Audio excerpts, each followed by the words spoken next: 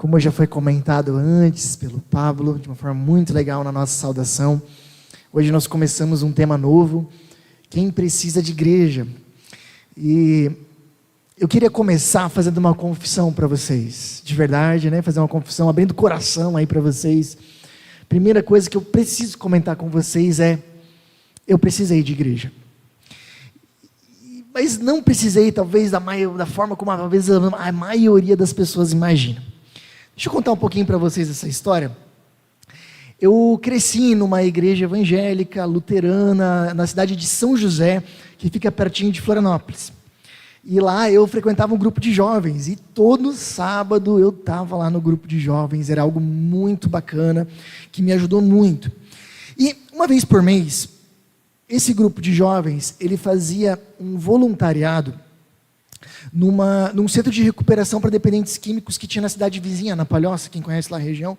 Então, uma vez por mês a gente subia o Morro do Cambirela, lá tem um centro de recuperação, e a gente passava o domingo com o pessoal lá. A gente tocava, levava o grupo de louvor, tocava com eles, conversava, almoçava, passava o dia lá. E o que aconteceu é que, por causa desse contato que a gente tinha com o centro de recuperação, muitos dos que estavam lá internos, a hora que saíam do centro de recuperação, eles iam frequentar o nosso grupo de jovens. Eles iam lá com a gente fazia amizade com eles, era muito bacana, né? E os caras às vezes davam testemunho, assim, né? Os caras iam lá na frente e comentavam, né, de todas as festas que eles iam, de todas as meninas que os caras namoravam, de tudo que eles usavam. Eu vou dizer para vocês um negócio. Eu era filho de pastor. Vivia a vida certinha sempre, sabe? Vivia a vida certinha. Quando eu ouvia os caras dizendo das festas que eles iam, das meninas que eles namoravam, das coisas que eles usavam, eu sinceramente pensei várias vezes, para que está me dando água na boca. Para. Mas depois, eu fui conhecendo a vida desses caras. E apesar de eles dali para frente tentarem viver uma vida com Jesus, as marcas que eles tinham eram muito grandes. As dificuldades que eles tinham de construir relacionamentos saudáveis dali para frente, era muita dificuldade, era muito difícil para eles. E apesar de eles terem sido perdoados por Cristo, poderem viver uma nova vida, o passado deles era um negócio muito difícil. Vocês sabem que quando eu era assim, um adolescente, né, eu às vezes pensava, por que eu tive que ir para a igreja tão cedo, né?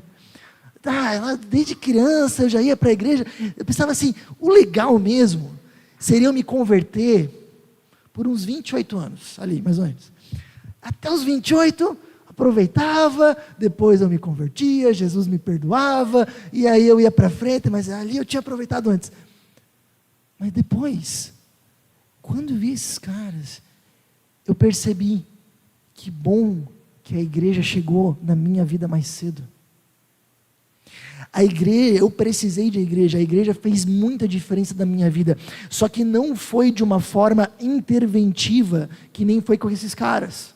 Quando a vida estava indo por água abaixo, estava indo, né, numa direção completamente confusa, de repente aí encontraram alguém da igreja e mudaram de direção. Que bom. No meu caso não foi assim. No meu caso foi preventiva a ajuda da igreja.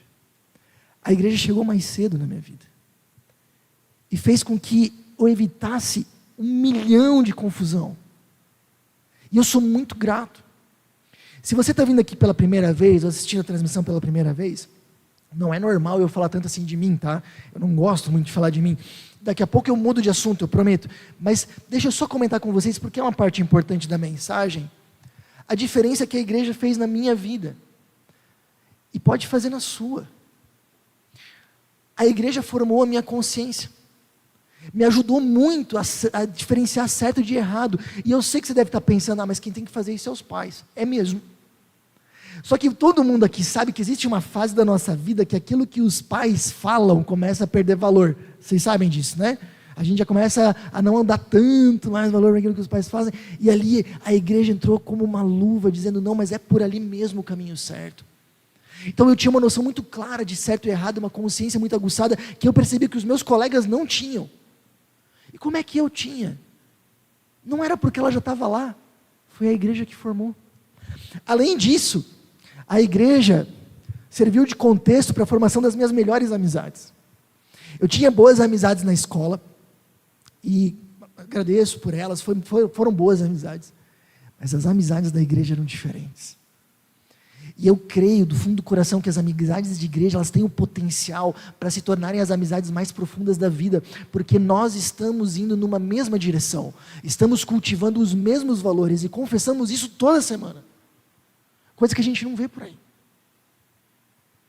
3, a igreja deu princípios para a construção de relacionamentos. Gente, eu quero ser muito sincero com vocês, do fundo do coração, não é se achar nem nada do tipo, mas a Susan e eu, a gente tem um relacionamento muito bom, é muito bom, e aí a gente olha para trás e a gente pensa, por que é tão bom assim?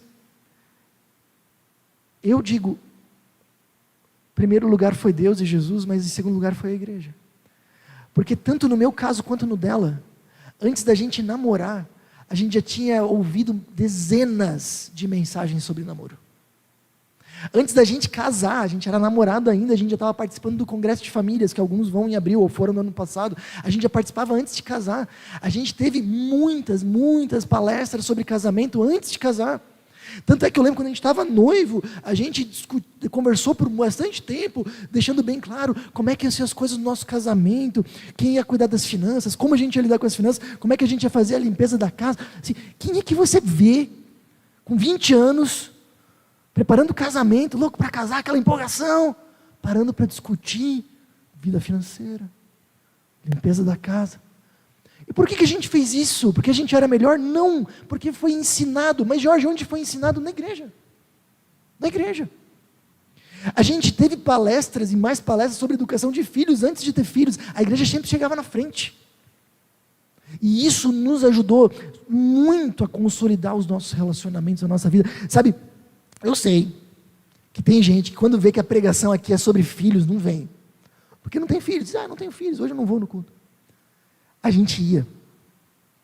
E a gente ia aprendendo antes de chegar a hora. E quando chegou a hora, a gente já tinha uma boa bagagem. Outra coisa que a igreja fez por mim, me ensinou a lidar com os bens materiais. Lá em casa era assim. Os meus pais tinham uma ideia de educar a gente financeiramente. Então o que eles faziam? Eles davam uma boa mesada para nós. Boa mesmo, uma mesada generosa para mim e para o meu irmão. Mas não tinha pedir dinheiro para eles durante o mês. Queria fazer um lanche com os amigos, queria fazer alguma coisa, queria comprar uma coisa, mesada, ponto final. Então, se você acabasse, você tinha que administrar aquele dinheiro para durar um mês, né? Se terminasse no meio do mês a mesada, azar o seu, passava o restante da mesada, do mês, na míngua, ou pedia emprestado para o meu irmão. E aí eu descobri o conceito de juros. Você acha que a Selic está alta agora?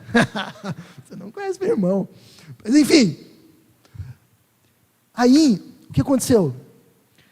Eu recebi a minha mesada. E eu lembro da primeira coisa a se fazer quando eu recebi a minha mesada era pensar, olha só, eu tinha aí, sei lá, 10 anos, 11 anos. Eu recebi a minha mesada, a primeira coisa que eu pensava era, quanto disso aqui eu posso repartir? Quanto disso aqui eu posso dar para os outros? Quanto disso aqui eu posso dar para alguém? Quanto disso aqui eu posso investir no reino de Deus?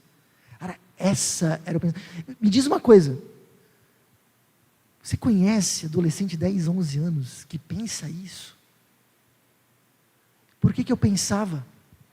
Porque a igreja me ensinou a generosidade. E mais, como eu tinha que pensar antes, não depois, pensar antes o quanto eu seria generoso, eu comecei a entender que eu tinha que pensar o que fazer com o dinheiro antes de fazer. E aí eu comecei o passo seguinte, comecei a pensar no início do mês, não só quanto eu seria generoso no início do mês, eu comecei a pensar também quanto que eu iria guardar. Cara, quem me ensinou a lidar com esses bens materiais, com dinheiro? A igreja. Mas, vai até os 6, não se preocupe, estamos chegando no final. A igreja me trouxe um grande sentimento de propósito. Com 12 anos eu estava pensando no que eu queria ser na vida. Estava começando a pensar, todo mundo perguntava, né? Todo mundo vê um adolescente e pergunta isso aí, o que você vai crescer quando crescer? E eu comecei a pensar nisso, e o meu pensamento aos 12 anos era, eu quero fazer aquilo que eu vou poder fazer mais diferença no mundo possível. Eu quero ser aquilo que eu posso mais ajudar as outras pessoas. Quem me ensinou a pensar desse jeito? Foi a igreja. eu por mim mesmo pensar em qualquer outra coisa. Mas a igreja me ensinou a pensar assim. E por último, a igreja me fez me sentir em casa em qualquer lugar do mundo. Vocês sabem que Susan e eu nunca, na fase adulta, vivemos na mesma cidade que os nossos pais. Privilégio quem pode fazer isso. Mas desde os 18 anos, eu nunca mais vivi na cidade dos meus pais, a Susan aos 20 nunca mais viveu na cidade dos pais dela. De lá para cá, nunca mais. Mas sabe o que foi muito bom na nossa vida? Que em todo lugar que a gente ia, a gente encontrava uma família. E eu lembro de precisar ligar para pessoas de madrugada, por causa das questões dos nossos filhos. Às vezes aconteceu a gente ter que ligar de madrugada. E a gente tinha para quem ligar. Porque onde a gente foi, a gente encontrou uma família. Alguns anos atrás, eu fui para a Alemanha. Também por causa da igreja. Você viu só que loucura? E aí o cara que estava coordenando o nosso grupo, lá na Alemanha, ele disse, olha Jorge, tem uns dias livres, cada um vai para um lugar aqui, e você vai ficar na casa de uma família, esse pastor pediu para você ficar alguns dias lá. Eu disse, como assim, né? O cara que na Alemanha pediu para eu ficar na casa dele. Sim, pois é. E aí quando eu cheguei lá, era amigo do meu pai. Já estava na nossa casa. Já tinha almoçado com a gente. E eles se dedicaram para mim naquela semana, para me mostrar ali os arredores, como se eu fosse alguém da família. Isso a igreja fez por mim e muito mais. E deixa eu dizer uma coisa para vocês que é muito sério, muito importante. A igreja pode fazer isso por vocês também. Mas a igreja pode fazer isso pelos filhos de vocês. Por isso que a gente é tão insistente em dizer, tragam eles para a igreja. Eu vou ficar em casa hoje, vou assistir o culto pela transmissão. A mensagem das crianças não está na transmissão, porque não dá. Tragam eles, para que eles possam viver isso aqui. E muito mais. Nós precisamos fazer isso.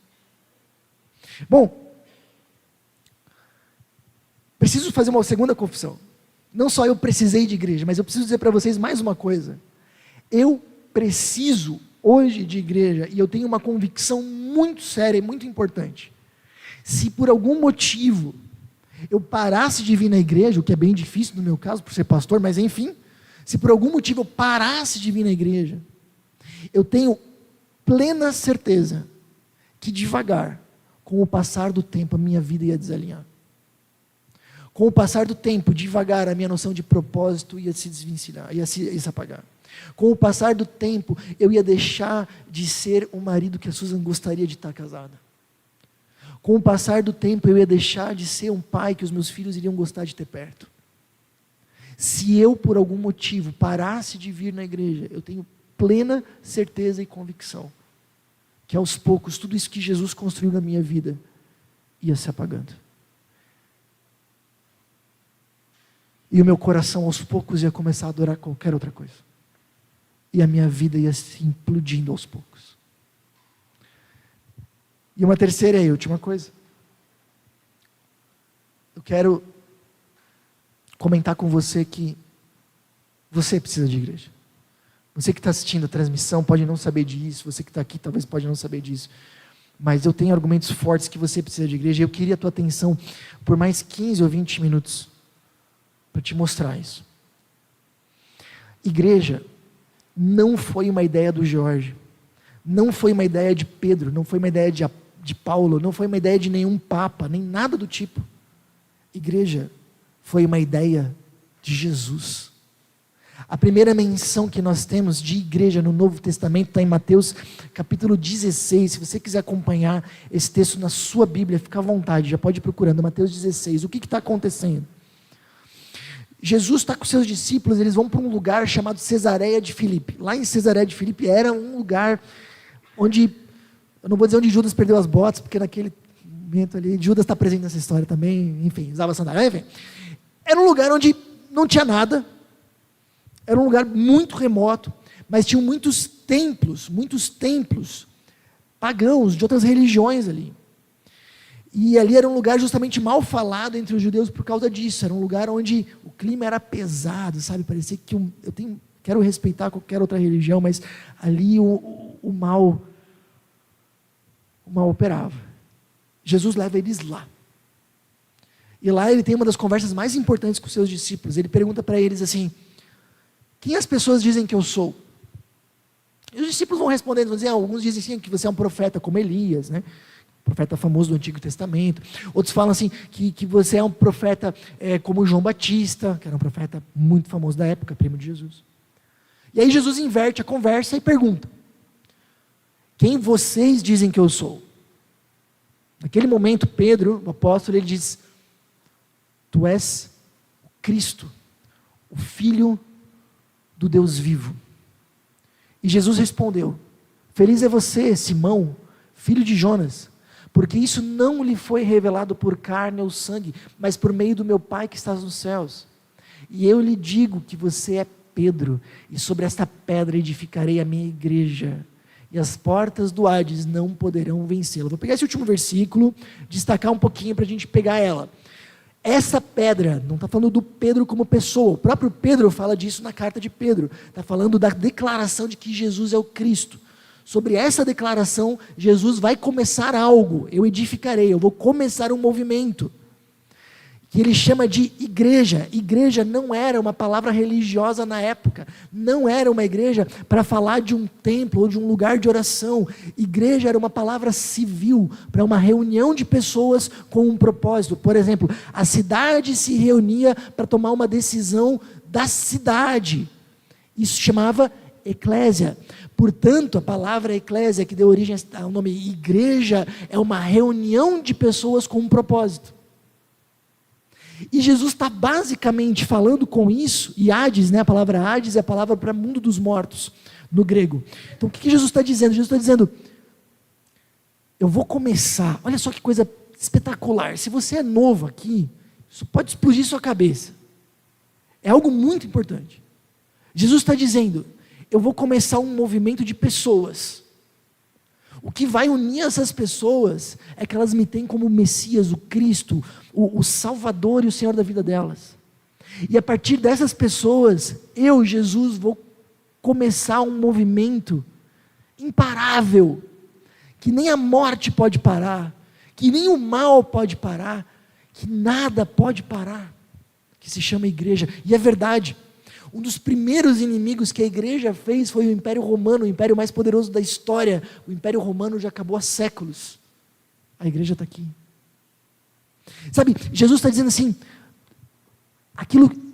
um dia eu vou subir aos céus, um dia eu vou deixar vocês, mas eu vou deixar algo nesse mundo, que vai continuar a minha obra, e vai ser imparável. Muitas pessoas vão me conhecer através deles.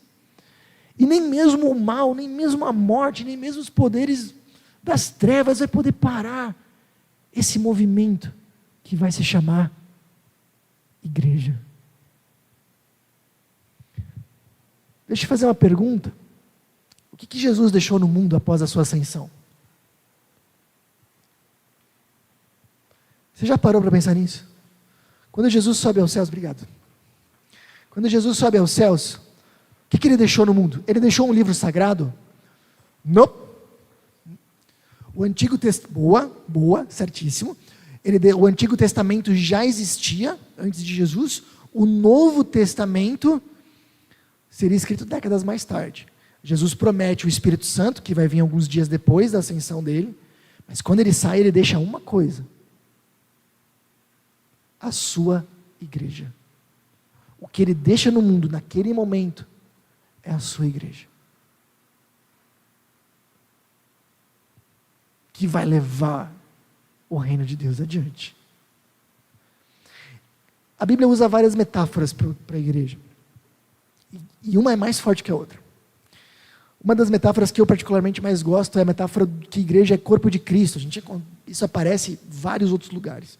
E essa é uma metáfora muito rica, tem várias coisas que a gente poderia tirar daqui, mas eu queria tirar uma delas, que às vezes as pessoas ignoram. Quando a Bíblia fala que igreja é corpo de Cristo, a Bíblia está dizendo que a igreja é a forma de nós experimentarmos a presença de Deus. Talvez, como discípulos, a gente pode pensar assim: como seria bom se Jesus estivesse aqui, e a gente pudesse falar com Ele, ouvir a Ele. Como seria bom se Jesus pudesse estar aqui, a gente pudesse dar um abraço nele. Mas Jesus não está aqui, quer dizer, mas o corpo dele não está. Estamos errados. O corpo de Jesus está. É a igreja. E nós podemos ser abraçados por Cristo através da igreja. Eu tenho uma história sobre isso. Eu tinha 12 anos. Até então, eu tinha vivido a fé dos meus pais. O que eu quero dizer com isso é que eu ia na igreja, porque eu ia porque meus pais iam. Eu lia a Bíblia porque meus pais liam. Eu seguia Jesus porque meus pais seguiam. Eu vivia a fé dos meus pais. E quando eu tinha 12 anos, o meu grupo de jovens, a gente fazia todo ano um retiro de inverno, quando estava bem frio. O pessoal que morava lá na praia subia a serra para passar frio e ver geada. Era uma ideia muito legal, assim, né? Então eles gostavam de ir lá, o pessoal pisar no gelinho, ver geada, escorregar na grama. Beleza. E a gente ia. E eu fui nesse retiro de inverno. Cara, e aquele retiro, sabe, tudo aquilo que eu já tinha ouvido dezenas, centenas de vezes, desde a minha infância, de como Deus tinha feito um mundo bom, de como o mundo tinha sido corrompido pelo pecado, de como Jesus tinha nos salvo. Cara, aquilo fez um sentido diferente para a minha vida. Não sei explicar direito o porquê, mas aquilo caiu no coração de um jeito diferente. Que eu só posso dizer que é Deus. Mas enfim. E aí eu já estava meio abalado assim naquele retiro. E aí o último palestrante do retiro foi meu pai. E aí no domingo de manhã, última palestra, antes do almoço, a gente voltar para casa. No finalzinho ele resolveu fazer uma dinâmica. Como a maioria, eu não gosto de dinâmica, pensei em ir para o banheiro bem na hora, para tentar fugir da dinâmica, mas não deu, era meu pai. Tenho que ir na dinâmica. E aí ele disse que a dinâmica se chamava Túnel do Carinho. Daí ele colocou todos os jovens em 2 fileiras, virados um de frente para o outro, fazendo um túnel. E um jovem por cada vez ia passar de olhos fechados no meio daquele túnel dos jovens, né? E aí quem quisesse, dali do grupo, poderia chegar para a pessoa que estava no meio e falar alguma coisa para ela. Uma coisa que sentia, algum incentivo, dar um abraço, sei lá. E aí a pessoa ia percorrer o túnel todo até chegar no final. Quando chegasse no final, ficava ali no túnel e outro ia, assim por diante. E naquela época eu tinha uma menina que eu gostava. E aí eu fui caminhando com um olho aberto e um fechado para saber onde é que ela estava. Só para mim ver, eu estava muito curioso para saber o que ela ia dizer. Eu estava pensando assim, que hora para ela chegar para mim e dizer, te amo, sempre te amei, né? Nossa, essas tuas entradas de careca que são tão lindas. Pensei, não, eu estava com muita esperança. Muita esperança. Então eu fui indo, né? Caminhando devagar, um olho fechado, um outro aberto, só cuidando de quem estava lá, onde é que estava a menina, e fui indo, e fui indo. E a galera foi chegando, foi conversando coisas para mim, falando, abraçando. Chegou a vez da menina, ela veio conversar comigo e disse, você é um grande amigo. Tudo que a gente queria ouvir. Mas fui até o final do túnel, chorando. E quando eu cheguei no final do túnel, eu fiquei muito emocionado, porque eu não ouvi da menina o que eu queria, o que eu imaginava, mas eu ouvi das outras pessoas o que eu não imaginava. Eu recebi tantas palavras de incentivo, tantos abraços, aquilo tocou tanto meu coração. Eu vou dizer para vocês uma coisa, foi uma das vezes na minha vida que eu mais me senti amado. E aí você viu, mas de quem que é esse amor que te contagiou? É de Jesus. E como esse amor chegou até você? Através da igreja. Eu fui abraçado por Jesus muitas vezes naquela manhã, através da igreja. Eu recebi muitas palavras de incentivo, de amor, de cuidado, de Cristo, através da igreja. Não é à toa que Jesus falou, onde 2 ou 3 estiverem reunidos em meu nome, ali estarei no meio deles. Jesus prometeu, eu vou estar presente de uma forma especial, onde tiverem 2 ou mais no meu nome. Percebem? Ali vocês vão me sentir de uma forma especial. Igreja é o lugar onde a gente percebe a presença de Deus de uma forma especial. A Bíblia fala que a igreja é família de Deus, e a família é justamente o lugar onde nós somos cuidados e que nos incentiva o crescimento. Cara, e é onde a gente vai crescer na vida de fé, é na igreja. Ah, Jorge, mas eu cresço em casa sozinho. Eu duvido. Sendo muito sincero, duvido que as pessoas que optam por uma fé solitária realmente cresçam na sua jornada de discipulado. Posso estar errado, posso estar mesmo errado. Mas as que eu conheço, dificilmente leem a Bíblia em casa. Buscam em Deus em casa, mas não leem a Bíblia. As que leem, vou dizer para vocês, normalmente a gente lê de uma forma que nos favoreça. A gente acaba já escolhendo as passagens que a gente gosta, e a gente lê de uma forma que não nos confronte muito. Onde a gente cresce, onde a gente amadurece, é numa família. E onde a gente cresce e amadurece espiritualmente, onde a gente é cuidado, na igreja.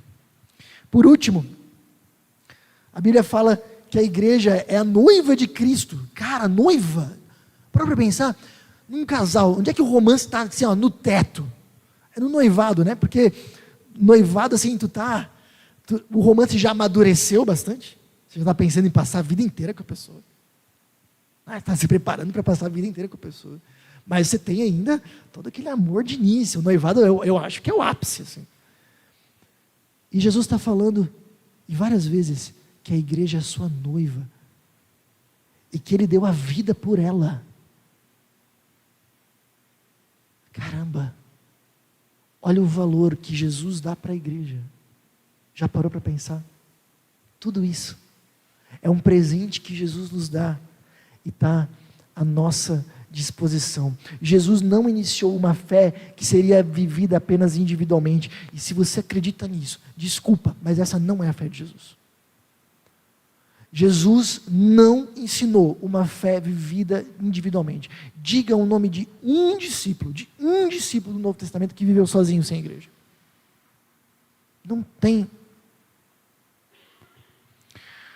Tanto é que, como Pablo muito bem falou no início, Hebreus 10, 25 fala para nós não deixarmos de nos reunir como igreja, de tão importante que isso é para a espiritualidade que Cristo nos ensina.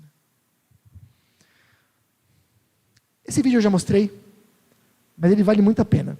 Está em alemão, mas você não precisa entender, é alemão para ouvir. Pra vocês entenderem o contexto, a menina deu um iPad para o pai, e ela está fazendo almoço de domingo lá na casa do pai, e pergunta se ela gostou do presente que ela deu para ele.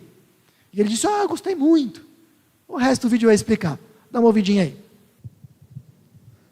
Dói ver alguém fazendo isso com o iPad, né? O que vocês acham, hein? Doeu, né? Por que dói? Por que dói? Se esse iPad custasse R$5, ia doer? Por que dói? Porque é caro, não é verdade? Você já parou para pensar que Jesus deu a sua vida pela igreja? Efésios fala isso. Você consegue imaginar numa coisa mais cara do que aquilo que a gente está vivendo hoje de noite? Jesus deu a sua vida para que existisse igreja. Mas às vezes a gente trata a igreja como esse cara trata um iPad. Como se fosse qualquer coisa. Como se fosse aquilo que eu faço quando não tem mais nada para fazer. Pensa nisso. Bom,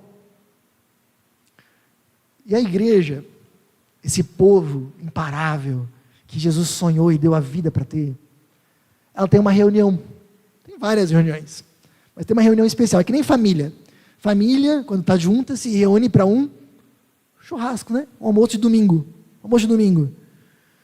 E às vezes tu está afim de ir naquele almoço de domingo, às vezes tu não está afim de ir naquele almoço de domingo, você preferia ter outra coisa para fazer, mas você vai, porque é sua família, te convidaram, vai ficar chato. Mas esses almoços de domingo é muitas vezes o que mantém os vínculos. Aliás, domingo que vem eu vou ter almoço de família. Estou já esperando por esse momento, com os meus pais, irmãos e família estendida. O nosso momento da semana de estar juntos como família de Deus é o culto. No início, a igreja de Jesus se reunia todos os dias. Não é que se reunia todos os dias e eles escolhiam um dos dias para ir. Não, eles iam todos os dias. Depois acho que começaram a ver que o negócio era meio difícil. Todo dia era complicado. E começaram a se reunir uma vez por semana. Quando começaram a se distanciar do judaísmo, que se reunia uma vez por semana no sábado, começaram a se reunir uma vez por semana no domingo, que era o dia da ressurreição de Jesus. Mas um dia da semana para nós estarmos juntos, o nosso encontro de família, para nós nos fortalecermos e renovarmos os nossos vínculos e vivermos esse presente que Jesus nos dá, é o culto. É o culto que nós estamos. Que você está participando, que você está assistindo pela transmissão. E agora, assim, realmente para finalizar, quando a gente fala de igreja, eu imagino 3 reações possíveis, e uma das 3 você vai se encaixar. Eu queria que você agora pensasse, você que está na transmissão, você que está aqui com a gente, qual dessas três reações você se encaixa mais facilmente? Primeira, os que assim como eu amam a igreja, gostam desse projeto, investem, veem o valor, decidem estar junto, decidem cultivar, decidem ser proativos em cultivar isso. Se você está nesse primeiro grupo, o que a gente pode dizer para você é fortalecer e dizer: ei, você está no caminho certo. Tenho certeza que um dia você vai chegar lá na frente e vai olhar tudo o que essa vida em comunidade fez por você, pelo seu casamento, pelos seus filhos, você vai dizer: meu, valeu muito a pena. Eu tenho muita certeza, e você pode me cobrar isso um dia se você quiser, mas eu tenho muita certeza, que aqueles que realmente viverem esse projeto de Jesus chamado igreja, não vão se arrepender. Não vão se arrepender. 2. Talvez é você daqueles que desprezam a igreja. E eu preciso dizer com toda a sinceridade do mundo, se eu tivesse vivido o que você viveu, provavelmente eu sentiria o mesmo. Porque as pessoas que desprezam a igreja não fazem isso à toa. Fazem isso porque em algum momento foram feridas. Se eu tivesse vivido o que você viveu, se você despreza a igreja, eu provavelmente sentiria o mesmo. Mas o que eu posso dizer para você é, eu já fui acho que todo mundo aqui já foi numa consulta ruim de médico, né? Todo mundo já foi numa consulta ruim de médico. Todo mundo já foi num médico que você saiu assim pensando: acho que o cara estava mais de olho no meu dinheiro do que em mim. Mas eu não conheço ninguém que foi numa consulta ruim de médico e disse: nunca mais vou no médico, porque a gente sabe o que a gente precisa. O que a gente faz é procurar um outro melhor. E o que eu posso dizer para você, se você for ferido, é: a solução não é desprezar a igreja, a solução é abrir-se para uma nova experiência. Se abra para uma nova experiência. Eu ia gostar muito que fosse aqui. Eu ia gostar muito. Você que está na transmissão, às vezes está acompanhando, gostaria muito que fosse aqui. Mas se por algum motivo você não se sente à vontade com essa igreja, não tem problema, procura outra. Que seja uma igreja bíblica e relacional, onde as pessoas se relacionam, porque você está vendo que não é sobre estar numa construção, é sobre se conectar com pessoas. O projeto de Jesus é sobre isso. Mas tenha uma igreja. Não viva solitariamente, é loucura. E o terceiro e último grupo, eu acredito que talvez seja o maior deles. Os que subvalorizam. Os que valorizam, mas não tanto. Essa é a galera que diz assim: pô, a igreja é legal, eu até vou, quando der. É bem isso. Não, eu vou, quando dá. Não assim, se não tiver jogo, se eu não tiver cansado, se não tiver programação de família, se não tiver corrida, se não tiver aniversário, se ninguém mais me convidar para nada, e se eu tiver com disposição, não, eu vou. Eu queria te contagiar para dar um passo. E olhando para como Jesus sonhou com isso, dizer: eu quero ser igreja. E eu quero colocar o ser igreja, o estar em comunidade, o estar reunido como igreja, como uma prioridade alta. Eu queria te estimular a dar esse passo. Tudo na nossa vida, tem algumas coisas na nossa vida que a gente dá uma prioridade baixa. Não, eu só vou se não tiver mais nada. Tem algumas coisas que a gente dá uma prioridade média, assim: acho que eu vou, vamos lá, acho que se tudo der certo eu vou. Tem algumas coisas que a gente dá uma prioridade alta. Sabe uma coisa que a gente dá uma prioridade alta? Trabalho. Para você faltar no trabalho, tem que estar mal, não é verdade? Tem que estar mal. Por quê? Porque é uma prioridade bem alta. Agora a minha pergunta para te desafiar é a seguinte: e se você desse para a igreja prioridade alta, assim como você dá para outras coisas como o seu trabalho?